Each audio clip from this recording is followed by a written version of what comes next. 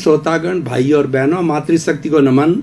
Channel 24+ news के खास विशेष अच्छा इंसान बनाने वाला, मानवता के गुण देने वाला, मानवता का मसीहा और मानवता के संबंधी कार्य करने वाला और चित्त में समाधि देने वाला और व्यक्तित्व विकास करने वाला और आनंद की अनुभूति कराने वाला, ऐसे प्रयोग कराने वाला जिससे हमारा स्वभाव में परिवर्तन हो, जिससे मनुष्य बदले, जिससे मनुष्य के अंदर परिवर्तन आवे।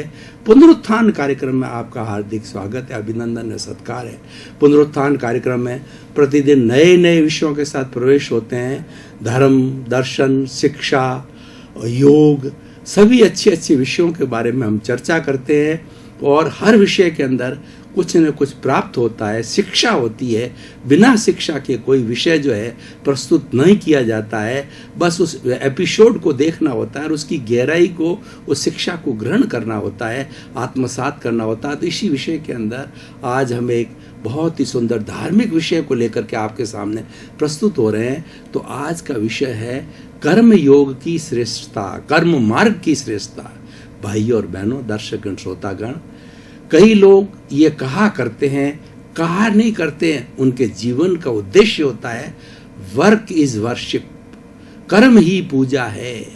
उन सभी लोगों को ये आज का एपिसोड, ये विषय समर्पित है कि जो लोग कर्म में विश्वास करते हैं वो अपने जीवन का बहुत बड़ा साध्य प्राप्त कर सकते हैं, मंजिल को प्राप्त कर सकते हैं। क्योंकि वास्तव में कर्म करने से ही होता है और व्यक्ति को सफलता होती है वो अभ्यास करने से, परिश्रम करने से, पुरुषार्थ करने से सफलता मिलती है। और हमारे गीता जो पवित्र ग्रंथ है उसके अंदर भी कर्म योग जो है पूरे 6 दिन के 6 अध्याय हैं जो कि भगवान कृष्ण ने जो है वो बताए अर्जुन को। 6 दिन तक जो शिक्षा दी है कर्म के संबंधी, अर्जुन ने कहा, हथियार डाल दिए कि मैं किसके साथ में युद्ध करूं। तो भगवान कृष्ण ने कहा, युद्ध तुम्हारे पर थोपा गया है, तुम चला करके युद्ध नहीं कर रहे हो और ये युद्ध जो एक नियति है, टालने की खूब कोशिश करी लेकिन नहीं टला, तो तुम अपना कर्म कर रहे हो। और युद्ध का जो लड़ना है वो तुम्हारा एक क्षत्रिय का धर्म है, कर्म है। और कर्म भी तुम निष्काम कर्म से करो, इसके रिजल्ट को देख के मत करो। और तो अब देखिए, इतनी बड़ी हिंसा होने के बाद भी अर्जुन को कोई कर्म का बंधन नहीं हुआ क्योंकि वो निष्काम कर्म कर रहा था। वो कर्म जो है राग द्वेष रहित होकर कर रहा था, इसलिए कर्म का बंधन नहीं हुआ। किसी तरह की बुरी भावना से नहीं कर रहा था, मात्र अपना जो है ड्यूटी समझ करके, कर्तव्य समझ के कर रहा था। तो उसको किसी प्रकार का कर्म बंधन नहीं होने से उसी इतनी बड़ी लड़ाई करने के बाद भी वो मोक्ष गया, यानी वह शुद्धता को प्राप्त हुआ। तो भाई और बहनों, दर्शकगण, श्रोतागण, ये जो कर्म मार्ग है वो बहुत श्रेष्ठ मार्ग है क्योंकि इसके अंदर इतनी बात की जाती है कि आप सही दिशा में कार्य करो। तो आज उस कर्म मार्ग को सुंदर कैसे बनाया जाए, उस कर्म मार्ग को सार्थक कैसे बनाया जाए, श्रेष्ठ कैसे बनाया जाए, वो बात हम जोड़ना चाहेंगे। हर व्यक्ति पुरुषार्थ करता है, कर्म करता है, मेहनत करता है, लेकिन उसके पीछे एक आइडियोलॉजी होनी चाहिए, उसके पीछे एक सिद्धांत होना चाहिए, उसे एक प्रिंसिपल होना चाहिए, एक मेथोडोलॉजी होनी चाहिए। वो हम आपको बताना चाहते हैं। वो क्या है? वो ये कि निष्काम कर्म करो। कर्म के साथ में ये जोड़ा है कि आप कहते हो कि वर्क इज वर्शिप, बहुत अच्छी बात है, कर्म ही पूजा है, अच्छी बात है, यही कर्म योग कहता है, ये कर्म मार्ग कहता है। लेकिन वो फल रहित होना चाहिए। फल की इच्छा मत करो और फिर कर्म करते जाओ। देखिए, इसमें फर्क है। एक तो व्यक्ति यही कर्म योग को मानता है और कर्म करता जाता है, पुरुषार्थ करता जाता है, अच्छा है। लेकिन जो फल की इच्छा भी नहीं करता है तो वो सर्वश्रेष्ठ है, वह अति उत्तम है। क्योंकि फल की इच्छा रखे बिना कार्य किया जाता है तो हमको दुख नहीं होता है, हमको आर्त ध्यान नहीं होता, हमको कष्ट नहीं होता है, हमको असंतुष्टि नहीं होती है, क्योंकि हमने तो निष्काम कर्म किया है। हमने बिना शुरू से, प्रारंभ से हम ये मान करके चलते हैं फल के लिए हम इच्छा नहीं, फल हमारे हाथ में भी नहीं है। देखिए, कर्म करना हमारे हाथ में है, लेकिन उसकी सफलता मिलना या उसका फल मिलना हमारे हाथ में नहीं है।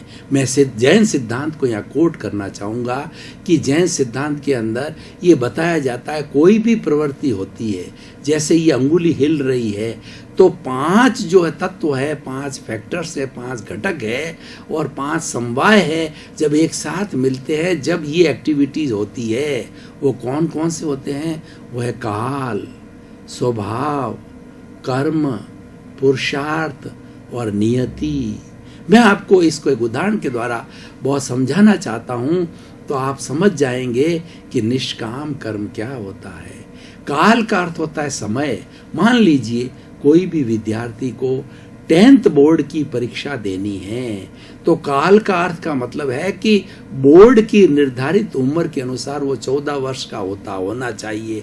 12 वर्ष का जो है स्टूडेंट 10th क्लास में नहीं बैठ सकता, तो ये काल हो गया। स्वभाव का मतलब उसमें योग्यता होनी चाहिए, उसमें जो क्वेश्चंस आएंगे उसमें कोर्स होगा। अगर 5वीं क्लास का स्टूडेंट है तो 10वीं के कोर्स को कैसे करेगा? उसको इंटेलिजेंट ही चाहिए, वो पढ़ने वाला चाहिए, तो उसमें मतलब स्वभाव मतलब उसमें योग्यता होनी चाहिए 10th क्लास के क्वेश्चंस को हल करने की, उसका रिप्लाई देने की स्वभाव। काल, स्वभाव, कर्म।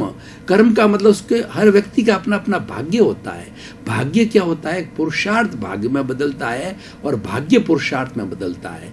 ये दोनों एक दूसरे से जो है वो कहना चाहिए कॉम्प्लीमेंट्री है, एक सिक्के के 2 पहलू हैं, एक दूसरे के सपोर्टिव है। कैसे?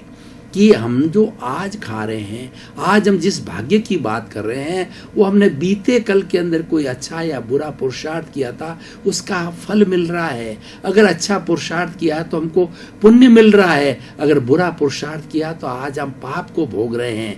और आज हम जैसी एक्टिविटी करते हैं, जैसी गतिविधि करते हैं, अच्छी करते हैं तो अच्छा फल मिलेगा, बुरी जैसी करनी वैसी भरनी। As you will sow, so will you reap. ये प्रकृति का नियम है, बिना कारण के कोई कार्य नहीं होता है। तो जो आज हम जैसा बोएंगे वैसा आने वाले समय में काटेंगे। आज हम जैसा पुरुषार्थ करेंगे, आने वाले कल यानी आने वाले जीवन का हमारा भाग्य बनेगा। और ये साइकिल, पुरुषार्थ और भाग्य की साइकिल चलती रहती है। एक ही सिक्के के 2 पहलू हैं, कन्वर्शन होता रहता है। तो हम बात कर रहे थे जो है कर्म मार्ग की, निष्काम कर्म की, और 10th क्लास के स्टूडेंट की बात कर रहे थे। तो उसमें काल, स्वभाव, कर्म मतलब उसका भाग्य होना चाहिए, और पुरुषार्थ वो बहुत मेहनत करता है, रात दिन पढ़ता है और लिखता है, और क्वेश्चंस वगैरह कैसे आएंगे उन सब का पता करता है, यानी पूरा दद्दचित्त होकर के वो पढ़ता है, तो ये पुरुषार्थ अच्छा करता है। अब देखिए 5वां फैक्टर नियति है।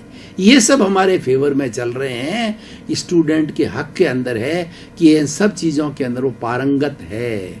लेकिन होता क्या है कि सुबह मॉर्निंग के अंदर परीक्षा होती है, रात्रि में उसको 105/10 का जो है बुखार चढ़ जाता है, और ऐसा भयंकर बुखार हो जाता है कि वह अनकॉन्शियस तक हो जाता है, कुछ ऐसी बीमारी आ जाती है। ये नियति करवाती है कि वो परीक्षा में नहीं बैठ सकता।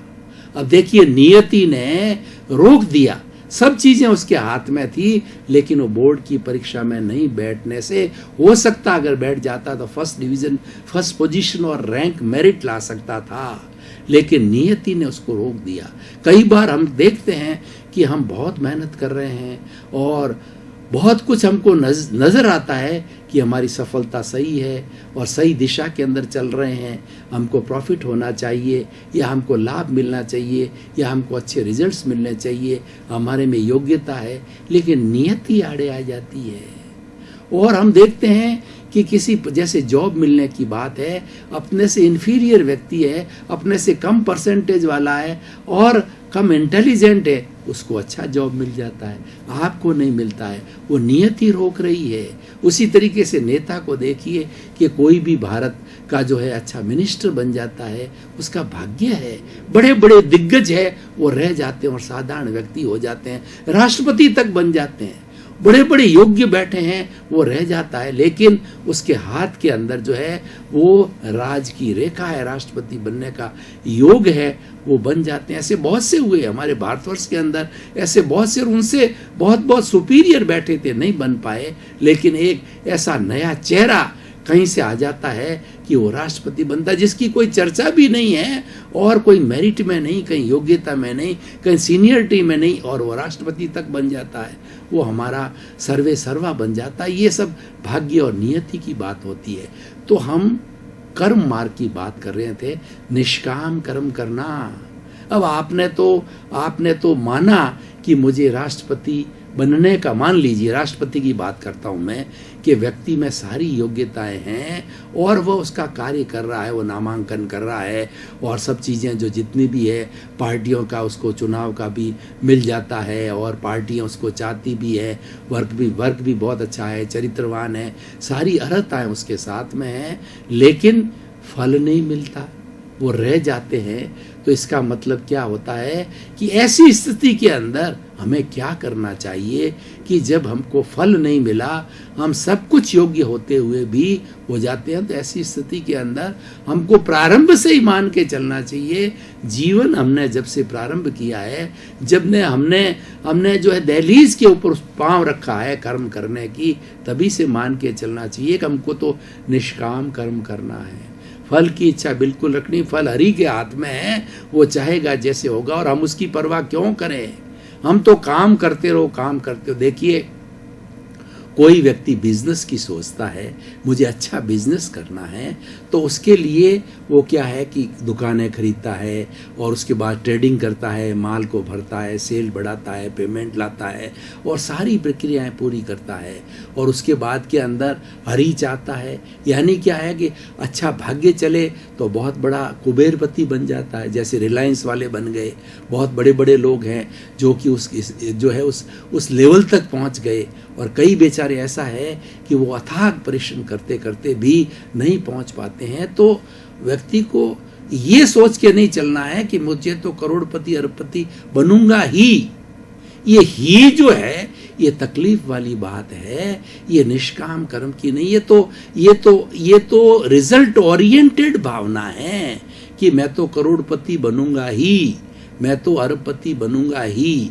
तो ये जो भावना है ये रिजल्ट ओरिएंटेड है। रिजल्ट ओरिएंटेड हमें नहीं होना चाहिए और हमें निष्काम करना चाहिए। दोनों तरह के लोग होते हैं। एक तो कहते हैं नहीं, हमें तो रिजल्ट चाहिए, तो रिजल्ट तो अपने हाथ में नहीं है, क्योंकि बहुत से फैक्टर्स संजोग काम करते हैं। इस संसार को चलाने वाली शक्ति है, जगत नियंता व्यवस्थित शक्ति है, वो अपने हाथ में नहीं है। बहुत से संजोग मिलकर के सारी सृष्टि को चला रहे हैं, उसमें से हम एक संजोग हैं। अब देखिए, कोई आदमी बहुत बड़ा, जैसा मैंने अभी बताया, एक बड़ा बिजनेस करता है, उस बिजनेस में देखिए कितने लोग लगते हैं। सबसे पहले धन लगता है, कई लोगों का वो पैसा लेता है, बैंक से लोन लेता है और दुकान लेता है और किसी का माल खरीदता है, किसी को बेचता है, कोई पेमेंट लाने वाले होते हैं, कोई श्रमिक होते हैं। कितनी बड़ी टीम है।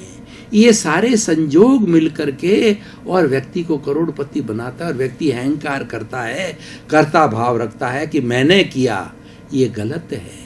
तुम तो उसमें से एक संजोग हो, एक निमित्त हो कि तुमने जो है ये दुकान खड़ी करी, ये पूरा प्रोग्राम बनाया, पूरी योजना बनाई। इतने सैकड़ों हजारों संजोगों में से एक संजोग हो, एक निमित्त हो, तो ये कर्ता भाव है। ये सृष्टि को मान्य नहीं है, क्योंकि जगत नियंता व्यवस्थित शक्ति, और ये कर्ता भाव है, दुख पैदा करने वाला है, कर्म बंधन का कारण करने वाला है, 84 लाख जीवा योनि में भटकाने वाला है, मुक्ति नहीं कराने वाला है, बंधन में बांधने वाला है। तो भाइयों और बहनों, दर्शकगण, श्रोतागण, आज हम इस एपिसोड को कसौटी पर कसे और आज हम देखें कि हमारी खास तौर से युवा पीढ़ी है, जिनको की काम करना, वो देश के भावी निर्माता है और देश का सारा भार उनके कंधों पर है।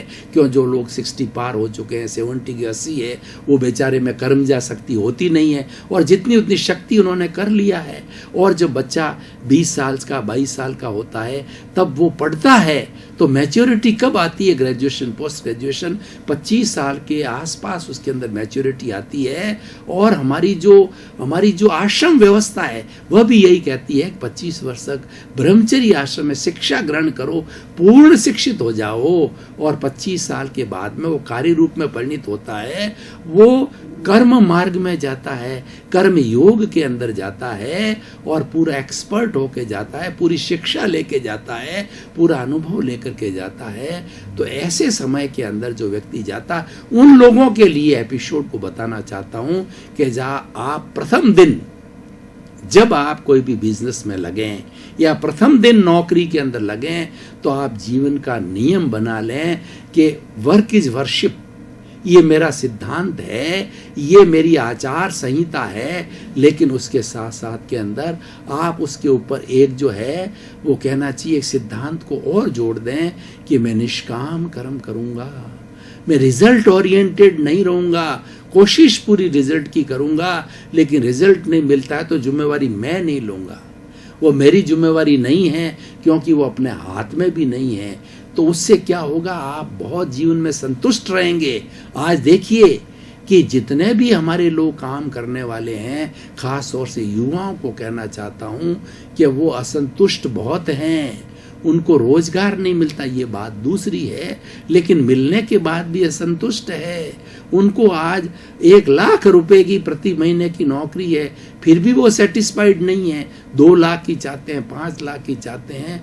तो उन लोगों को हमेशा इस काम रखना चाहिए कि आप रिजल्ट ओरिएंटेड मत बनो, आप तो निष्काम कर्म करो। उससे क्या होगा कि जीवन में बैलेंस आएगा। देखिए, केवल अर्थ कमाना हमारे जीवन का लक्ष्य नहीं है, ये तो जीवन का एक पार्ट है, और ऐसे जीवन के अंदर बहुत से और अंग है। हमारा परिवार है, हमारा गृहस्थी है, हमारा भगवान है, और जिसके लिए भगवान ने हमको भेजा है और जिसके लिए मनुष्य जीवन प्राप्त हुआ है, उसका भी सोचना है। हम कब सोचेंगे, वो कर्म के साथ साथ सोचना पड़ेगा कि कुछ समय हम ईश्वर प्राणिधान में लगावें। ईश्वर प्राणिधान कब होगा, जबकि हम जो है निष्काम कर्म करेंगे। वो निष्काम कर्म करने वाला योगी पुरुष होता है, उसको कोई तरह का ईश्वर की भक्ति करने की कोई आवश्यकता ही नहीं है, क्योंकि वो ऑटोमेटिकली निष्काम कर्म के साथ में जुड़ा हुआ है, कोई ईश्वर का भक्त है और ईश्वर का ही काम कर रहा है, और ईश्वर उसकी सहायता करते हैं। God help those who help themselves, ये खासकर से कर्मयोगी लोगों के लिए आया जाता है। और बहुत बार होता है, कोई महापुरुष होता है, उसके कर्मयोगी कहा जाता है। तो कर्मयोगी बनने के लिए हमें निष्काम कर्म करना चाहिए, और यही जीवन का एक सारांश है। कर्म करते रहो, लेकिन उसके साथ में निष्काम कर्म की भावना होनी चाहिए। हम बहुत बड़े सौभाग्यशाली हैं कि हमने भारत जैसे आर्य देश के अंदर जन्म लिया। ऐसा कहा जाता है कि जिसने भारत के अंदर जन्म लिया है वह बहुत पुण्यशाली प्राणी है।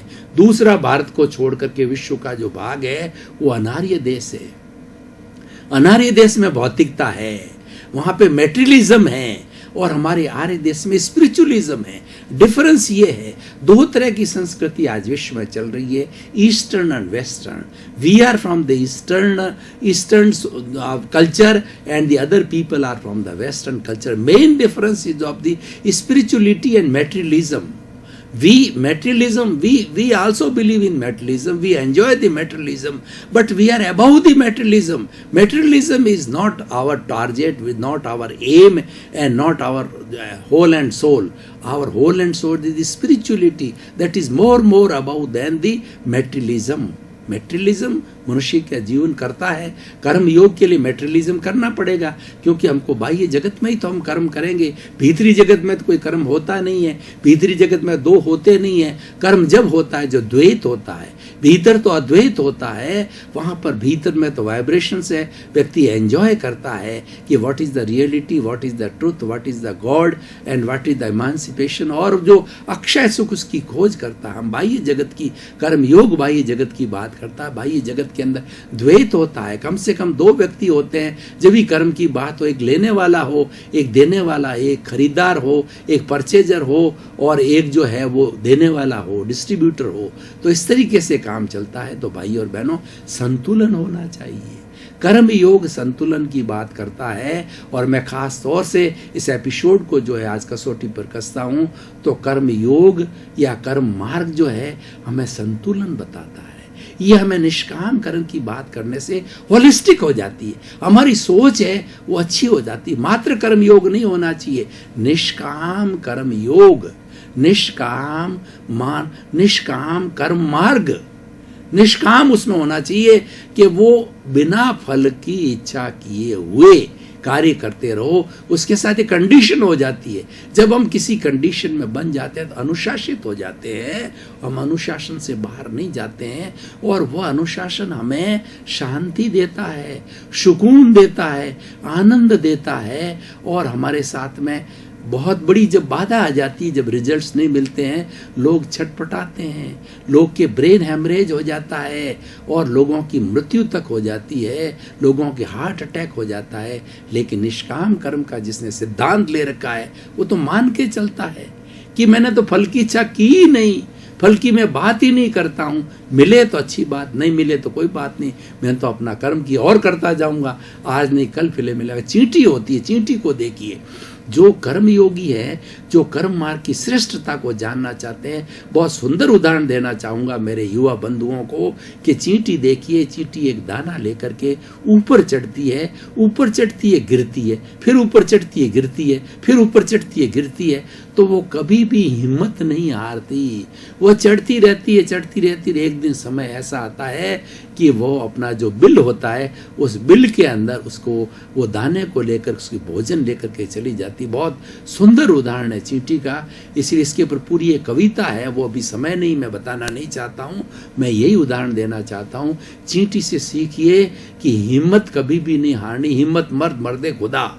यानी कभी भी अपने आप में नर्वस नहीं होना। और व्यक्ति जो कर्म योगी है, जो निष्काम करने वाला ही कर्म योगी है, उसके साथ में एम्बेडेड कंडीशन है कि कर्म योगी वह होगा जिसने निष्काम का व्रत ले रखा है, तो वो कभी नर्वस नहीं होता, वो तो काम किए जाता है, काम किए जाता है। अच्छा, उसको कभी थकान नहीं आती। देखिए, निष्काम करने वाले को थकान नहीं आती है, वह तो 24 आवर्स जो है वो एवर रेडी रहता है और वो करता ही जाता है कि उसका जीवन का मिशन होता है।